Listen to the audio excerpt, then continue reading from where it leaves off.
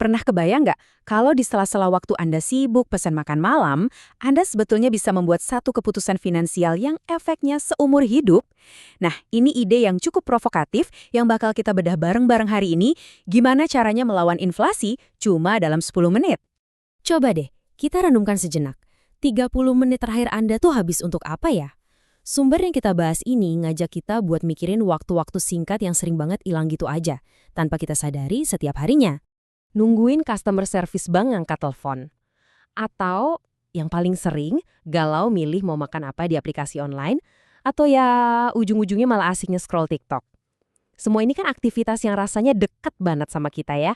Nah, penulisnya pakai contoh-contoh ini untuk membangun sebuah kontras yang tajam banget dengan apa yang sebetulnya bisa kita lakukan di waktu yang sama. Dan disinilah inti argumennya. Dalam kurun waktu yang sama, sumber ini bilang kalau Anda bisa mengambil keputusan buat melawan inflasi untuk seumur hidup. Sebuah tindakan 10 menit yang katanya punya dampak jangka panjang. Oke, pertama-tama kita perlu paham dulu masalahnya apa. Penulis ini menggambarkannya sebagai kebocoran tak terlihat di dalam keuangan kita. Maksudnya apa sih ini? Jadi menurut argumen ini, inflasi itu bukan cuma berita heboh sesaat. Inflasi itu justru digambarkan sebagai, ya semacam fitur bawaan dari sistem keuangan. Sesuatu yang sengaja dirancang untuk bekerja diam-diam, pelan-pelan dan nggak kelihatan, sambil terus menggerogoti nilai tabungan Anda. Biar lebih kebayang ya, coba bayangkan, Anda punya uang $100 di rekening tabungan Anda hari ini.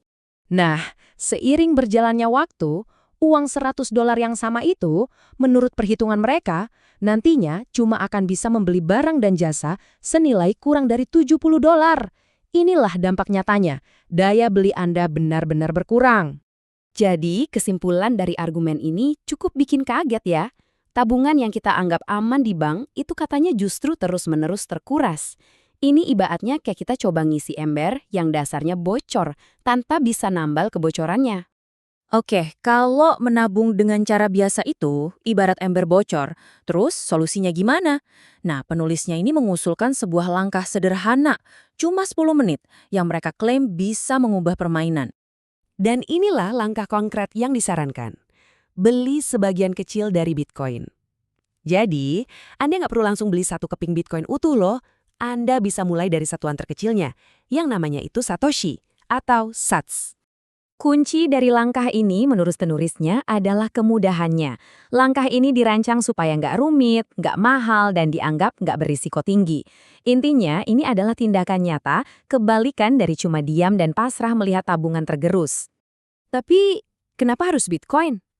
Alasannya, menurut argumen ini, ada pada perbedaan yang sangat mendasar, yaitu tentang bagaimana dua sistem keuangan yang berbeda ini memandang waktu. Waktu itu bisa jadi musuh, tapi juga bisa jadi sekutu Anda. Jadi begini, di satu sisi ada sistem fiat di mana nilai uang Anda itu terus berkurang seiring berjalannya waktu. Waktu jadi musuh.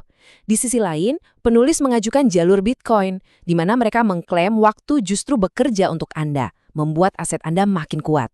Jadi ini adalah pilihan antara sistem di mana waktu merugikan Anda atau sistem di mana waktu justru membantu Anda. Penting nih buat dicatat, ini sama sekali nggak digambarkan sebagai cara cepat kaya. Bukan itu intinya.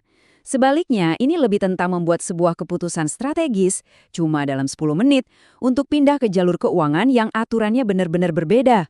Oke, jadi gimana cara praktisnya buat mulai? Sumber ini ngasih rencana aksi yang super simple, cuma 3 langkah. Rencananya sederhana banget. Pertama, beli dalam jumlah kecil aja, misalnya senilai $50.